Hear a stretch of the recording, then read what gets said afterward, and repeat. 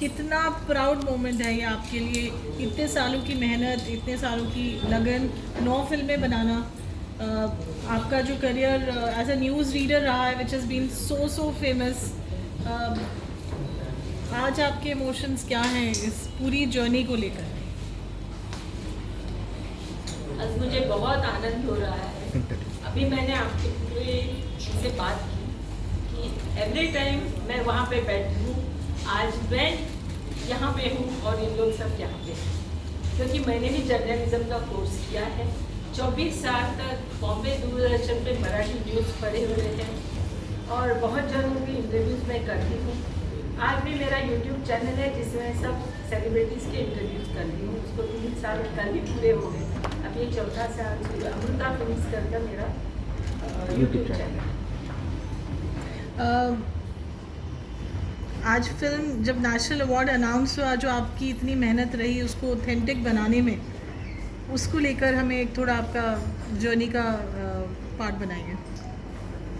मैंने आज तक 9 फिल्में बनाई। ये फिल्म बनाने का जो एक जो मेन आपका जो उसका फिल्म बनाने का आपने सोचा कैसे, न्यूज़ रीडिंग से आप कैसे फिल्म बनाने में आए? 1979 से 2004 तक मैं न्यूज़ पढ़ती थी और जब मुझे रीडिंग क्लासेस आ गए तो मैं नहीं चाहती थी कि अभी मैं न्यूज़ पढ़ूँ और लोगों के मन में मेरी जो छवि थी वही रहनी चाहिए, ये सोच के मैंने सोचा कि अभी मैं न्यूज़ नहीं पढ़ूँगी। वैसे I have done my MSc LLB, मेरी खुद की केमिकल की फैक्ट्री है अमृता इंडस्ट्रीज करके, वो मैं चलाती थी और फिर 3-4 साल मैंने लीगल प्रैक्टिस भी की थी।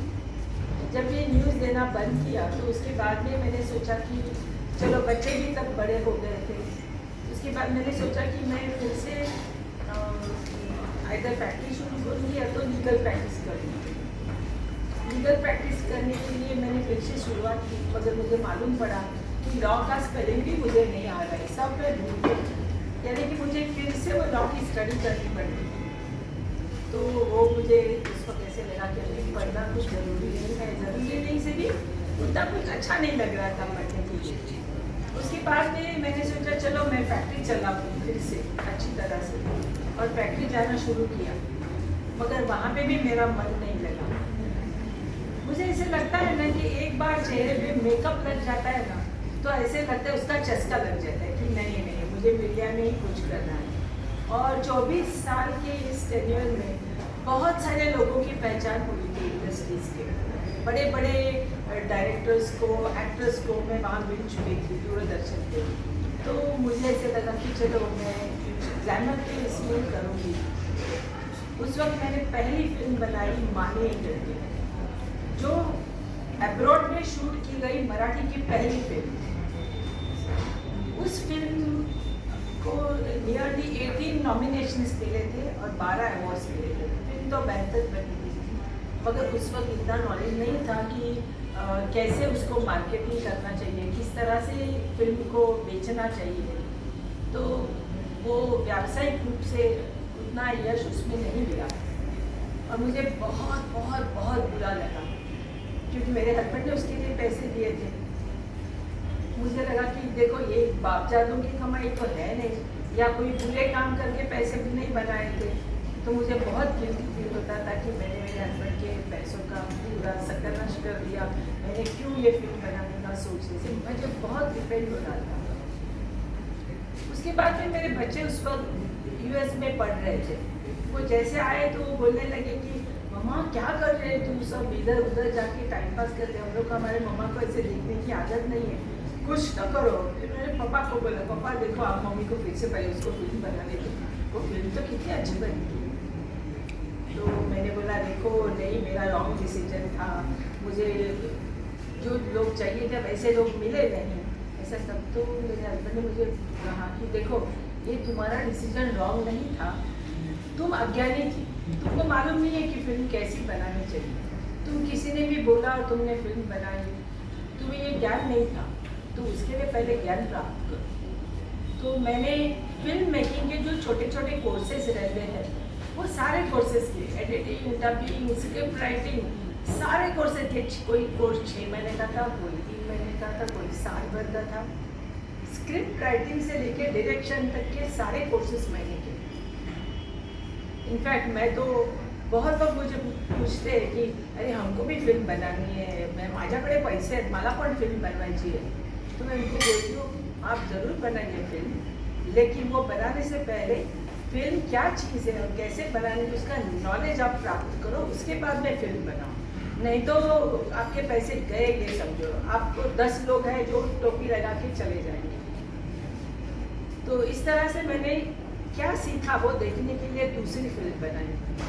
दूसरी फिल्म आप मेरे को बोलो कम कब बोलना है तो मैं नहीं बिल्कुल प्लीज आप बोलिए आप।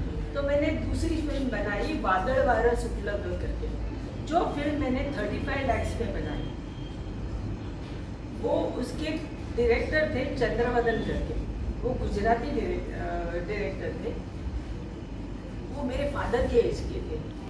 तो उन्होंने इतना भी हाथ में नहीं रखा, हर चीज़ मेरे को बता। मैंने उनको एक ही शर्त दी थी, कुछ भी हो किसी को ये मालूम नहीं होना चाहिए कि मैं इस फिल्म की प्रोड्यूसर हूँ, मैं वहाँ पे काम करूँगी, बस ये आप ध्यान में रखो। मेरे को सब लोग क्या होता है प्रोड्यूसर है तो जी साहब मैडम मैडम मैडम आप बैठो। मेरे को एकदम मैं स्टूडियो में झाड़ू भी लगा देती थी, फ्लैट भी देती थी, मगर लोगों को बाद में जो समझ में आता है वो समझ में आता है, थोड़े दिन में सबको मालूम पड़ा ही गया। तो उन्होंने अच्छी तरह से हर चीज़ मेरे को बहुत अच्छी तरह से समझाई। वो फिल्म बनने के बाद उसको 30 lakhs की सब्सिडी मिली, मेरे राइट्स भी बेचे गए और 35 के अगेंस्ट मुझे 45 मिल गए थे। लॉस तो नहीं हुआ, जितने डाले थे उससे 5-10 लाख मुझे ज़्यादा ही मिले। फिर मेरे हस्बैंड ने क्या बोला था, मैं X अमाउंट तुम्हें दूंगा, बाद में तुमको जो करना है वो करो, उसमें लॉस हुआ तो तुम्हारा, अगर ज़्यादा पैसे मिले तुम्हारे, मगर सेकेंड टाइम मैं ही नहीं दूँगा। तो मैंने बोला ठीक है जो पैसे, उसमें फिर मैंने जो पहले की फिल्म 35 की थी, तो नेक्स्ट फिल्म मैंने 60 की बनाई, जो 5-10 कम पड़े वो तो उनसे ही लिए। तो इस तरह से मैंने सेकेंड फिल्म बनाई, फिर थर्ड बनाई। और इस बीच में क्या हो रहा था कि मैं बहुत सारे अवार्ड फंक्शन पे जूरी करके काम करती थी, तो उसका मुझे फ़ायदा, सब एक्सपर्ट लोगों के साथ, मुझे हालांकि इतना कुछ नहीं आता था उस पर, मगर सब एक्सपर्ट लोगों के साथ बैठ के डिस्कशन के बाद मुझे मालूम पड़ता था कि फिल्म अच्छी कैसे होनी चाहिए, और फिल्म अच्छी कैसे होने से भी फिल्म बुरी कैसी है वो मुझे मालूम होता था। तो मैं जब फिल्म बनाना मैंने शुरू किया तो वो पहले ध्यान रखती ये रॉन्ग है या राइट है, कि जो एक्सपर्ट उनको फ़ोन करके पूछती थी, हेल्प लेती थी। इस तरह से मैंने मेरी जर्नी शुरू की और ये मेरी 9th फिल्म है शामची आई। इसके पहले भी मैंने 3-4 फिल्में बनाई और बहुत ही बढ़िया फिल्म थी। उसमें से एक मैं जरूर कहूँगी,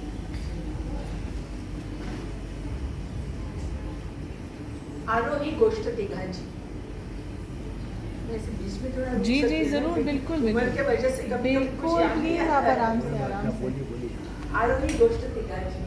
उसका सब्जेक्ट था कि ये चैनल पे रियलिटी शो में बच्चों को किस तरह से एक्सप्लॉइट किया जाता है, या पेरेंट जो है वो अपने बच्चों को 1 मिनट स्क्रीन पर देखने के लिए क्या क्या करते हैं। जैसे कि आपने भी देखा होगा 2-2.5 साल की बच्ची इतना सा स्कर्ट और इतना सा ब्लाउज पहन के, लिपस्टिक लाल लगा के, यहाँ पे लाल लगा के, हेयर स्टाइल करके बीड़ी जलाने पर डांस करती है, और सब लोग भी कितने चाव से उसको देखते थे। और दूसरे दिन सब लोग ऑफिस में या ट्रेन में कहीं पे भी जाते हैं तो डिस्कस करते, अरे त्या मुलीने काल काय सुंदर डान्स केला, काय छान कंबर हलवत होती। अभी आप ही सोचिए कि 2 साल के बच्चे को उसके पेरेंट इस प्रकार का डांस सिखाते हैं। मैं नहीं कहती कि बच्चों को डांस नहीं करना चाहिए, मगर उनके उम्र के हिसाब से उनको डांस करना चाहिए। जो गाने गाते हैं तो उनकी उम्र के हिसाब से करना चाहिए। तो मैंने इसी बात को मेरी फिल्म में दिखाया था। और गाने भी जब गाते हैं तो शुरू में जब वो गाने गाते हैं तो जो एंकर रहता है या जो परीक्षक रहते हैं वो बोलते हैं कि ये तो गाना सम्राज्ञी है, ये तो गाना कोकिला है। आपने कभी देखा है ये रियलिटी शो में जो गाते हैं या जीतते हैं वो आगे जाके बड़े गायक बने हैं, वो सब ऑर्केस्ट्रा में गा रहे हैं। क्योंकि उनमें क्या होता है, एक सीजन खत्म होने के बाद जब नया सीजन शुरू होता है तो नए सिंगर्स तैयार हो जाते हैं और पुराने वालों को सब भूल जाते हैं, चैनल भी भूल जाता है, लोग भी भूल जाते हैं। तो ये सारी चीज़ें पकड़ के मैंने वो फिल्म बनाई थी आरोही गोष्ठी की गाजी। तो वो फिल्म थिएटर में 33 वीक्स चली गई, मगर ना प्रेस ने उसकी दखल ली, ना कोई चैनल ने दखल ली, उसके राइट्स बेचे नहीं गए। आज तक वो मेरी फिल्म ऐसी पड़ी। मगर मैंने सोचा कि ये मीडिया इतना स्ट्रॉन्ग है फिल्मों का कि हम कोई भी बात लोगों को फिल्म के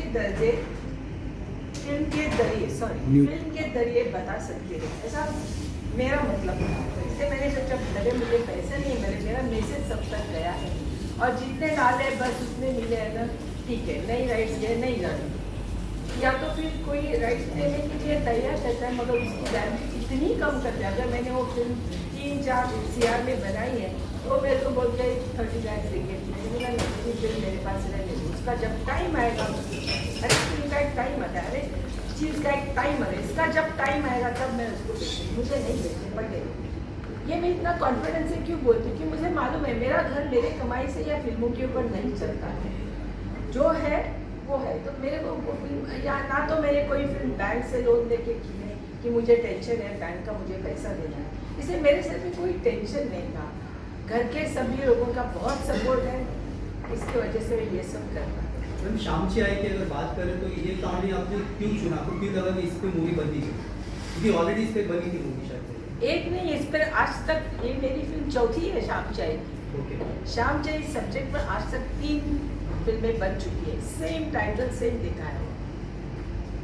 मैंने देखा कि आजकल आप देखोगे ना कोई भी फिल्म इतनी मारामारी, ब्लडशेड, अश्लीलता दिखाई जाती है, डर्टी लैंग्वेज उसमें यूज होती है, कमर के नीचे के जोक्स होते हैं, बहुत अश्लीलता भरी है हर फिल्मों में।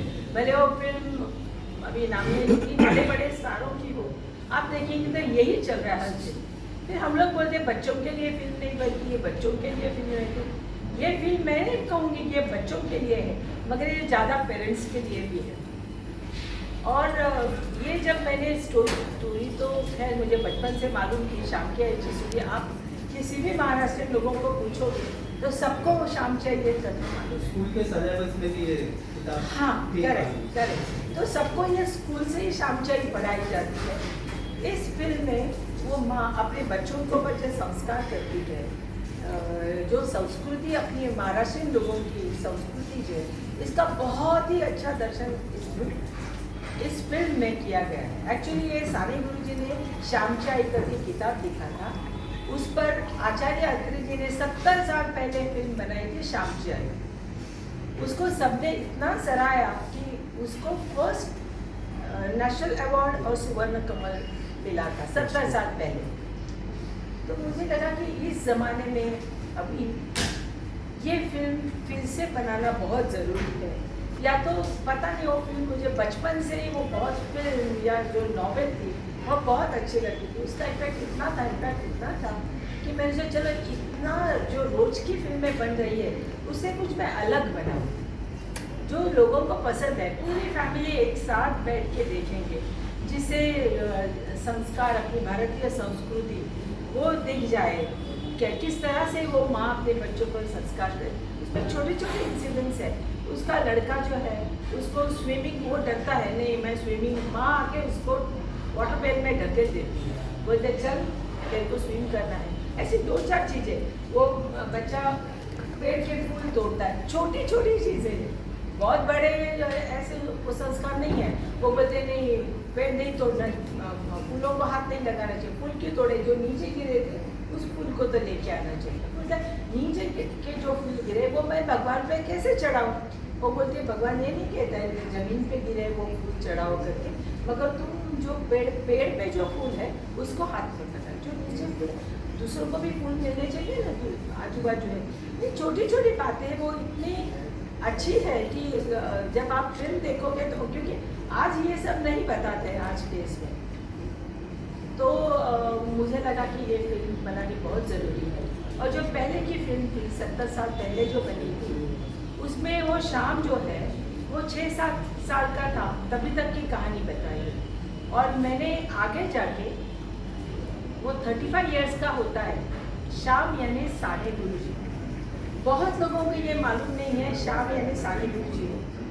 तो साने गुरुजी की कथा है जो एक फ्रीडम फाइटर थे। उन्होंने, हाँ, और एक बात, ये पंढरपुर का जो विठल रखमाई का मंदिर है, वहाँ पे पहले सब लोग नहीं जा सकते, सिर्फ ब्राह्मण लोग जा, या उच्च वाले लोग हैं वो ही जाके दर्शन ले सकते थे। मगर उन्होंने इतनी क्रांति की वहाँ पे जाके कि आज कोई भी समाज का कोई भी व्यक्ति वहाँ पे जाके विठल जी का दर्शन कर सकते हैं। तो यही नहीं, स्वातंत्र मिलने के लिए भी उन्होंने बहुत सारी चीज़ें की। फिल्म में लिमिटेशन रहता है, जितना दिखा सकते हैं मैंने दिखाने की कोशिश की है। तो इसलिए मैंने सोचा कि ये मारधाड़ के ज़माने में ऐसी कुछ अलग फिल्म बननी चाहिए, ये सोच के मैंने ये किया। शामची आई को पहले भी अवार्ड मिल चुका, जो पहली फिल्म बनी थी। तो ये मूवी जब आपने बनाया तो आपने कभी सोचा था कि इसको भी नेशनल अवार्ड हाँ, मिलेगा? फर्स्ट डे से मुझे मालूम था इसको नेशनल अवार्ड मिलेगा। और मैं ये भी बोलती हूँ, आगे 70 साल के बाद में भी अगर ये फिल्म बनेगी तो उसको भी अवार्ड मिलेगा, क्योंकि उसका जो गाभा है, ये माँ के जो जिस तरह से अपने बेटे के साथ उसका व्यवहार है, वो कितने भी साल हो वो बदलने वाला नहीं है। जैसे पहले के ज़माने की माँ थी, अपने बच्चों को, आप खुद हर एक व्यक्ति यहाँ पे जो सोच के देखिए माँ के बारे में आपके क्या विचार है, आपके माँ के आपके बारे में क्या विचार है, वो कभी बदलेंगे? आप सोच के देखो। इसलिए मैं कहती हूँ ये माँ कभी चेंज होने वाली नहीं है। जैसे पहले के ज़माने में वो पढ़ी लिखी नहीं थी, वो फिर भी अपने वो बच्चों को जो उसे मालूम था वो सिखाती थी। मगर आज भी आप देखोगे, आज की माँ जो है वो डॉक्टर है, इंजीनियर है, IT क्षेत्र में काम करते हैं, फिल्म मीडिया में काम करते हैं, फिर भी वो अपने बच्चों को अच्छी तरह से संस्कार देती है, पालती है। ऐसे नहीं बोलती हूँ चलो मैं इतने पढ़ी हूँ, मैं क्यों देखूँ, मुझे नहीं चाहिए बच्चे की, बच्चों को देखने दो, कोई भी देखे, ऐसे नहीं करते। वो अपने जॉब छोड़ के जितना टाइम उसे मिलता है उस टाइम में वो पूरा टाइम अपने बच्चे को ही देती है। इसलिए माँ वो माँ ही है, उस वक्त की माँ हो या अभी की माँ हो या और आगे के ज़माने की माँ हो, उसमें कभी फर्क नहीं पड़ने वाला है। और दूसरी बात, आज की माँ की और एक खासियत है, वो पैसा भी कमाती है, तो अपने पूरे घर परिवार को हेल्प भी करती है। एक एडिशनल है आज की माँ का रोल। शामची आई की बात की जाए तो आपका जो रिसर्च रहा है फिल्म को लेकर बहुत ज़्यादा रहा है कि आज आप जूरी रहे हैं बहुत सारे अवार्ड्स में और फिल्म फेडरेशन में, तो आपके पास वो एक नॉलेज रही जिसको आपने अप्लाई किया इसमें और फिर नेशनल अवार्ड जीत गई। जो रिसर्च रहा है, जो ऑथेंटिसिटी रही है शामची आई, जिसके लिए तारीफ हो रही है फिल्म की, उसका थोड़ा बैकग्राउंड बताइए। जब ये फिल्म बनाने का ऐसे सोच लिया मैंने, तो पहले थे डायरेक्टर, तो मैंने सोचा मुझे रेगुलर डायरेक्टर नहीं चाहिए, तो मैंने फाइंड आउट किया कि सुजय डहाके ने इसका डायरेक्शन किया है। उससे मैं उसके साथ पहले भी काम कर चुकी हूँ, एक सीरियल बनाई थी, वेब सीरीज थी, वो उन्होंने उसका डायरेक्शन किया था। I was very happy with him कि वो अच्छी तरह से हो रहा है। तो मैंने सोचा कि ये सब्जेक्ट इतना संवेदनशील है और इतना सीरियसली हैंडल करना चाहिए, उसके लिए कोई नॉलेज वाला ही डायरेक्टर चाहिए। जैसे कोई भी 2-4 सीरियल कर लिया, और आजकल लोग कैसे करते हैं, 2-4 सीरियल कर लेते हैं और डायरेक्टर बन जाते हैं और बोलते हैं मैं ये सीरियल मैंने की है, ये करना है। तो मैंने सोचा मुझे ऐसा नहीं चाहिए, जिसको फिल्म का बैकग्राउंड ठीक तरह से मालूम हो। जैसे कि सुजय ने फिल्म मेकिंग का यूएसएस कोर्स भी किया हुआ था और उसे अच्छा नॉलेज है, मैं देख रही थी, तो मैंने उसको बोला कि इस पर फिल्म करनी है हमें। तो उसके बाद नियरली 2 इयर्स हम लोग रिसर्च कर रहे थे इस नॉवेल पे। फिर अगर अभी के ज़माने में करना है तो उसे कलर करना है या ब्लैक एंड वाइट में है, तो मैंने इसकी कुछ भी हो, कितना भी खर्च हो, ये फिल्म मेरे को ब्लैक एंड वाइट नहीं करनी, क्योंकि 200 साल पुराना ज़माना हमें अगर दिखाना है तो ब्लैक एंड वाइट में ज़्यादा इसका इफेक्ट आएगा। ये सोच के हमने वो ब्लैक एंड वाइट में बनाई। मगर अभी मुंबई में ब्लैक एंड वाइट का टेक्निक है नहीं, कलर ही करके उसको हम लोग ब्लैक एंड वाइट में एडजस्ट कर सकते हैं। तो मैंने बोला नहीं, जो टेक्निक ओरिजिनल है उसी में हम लोग ब्लैक एंड व्हाइट बनाएंगे। तो पूरे लेंसेज, कैमरा, वो सब हमने लंदन से मंगवाए और फिर पूरी फिल्म ब्लैक एंड व्हाइट।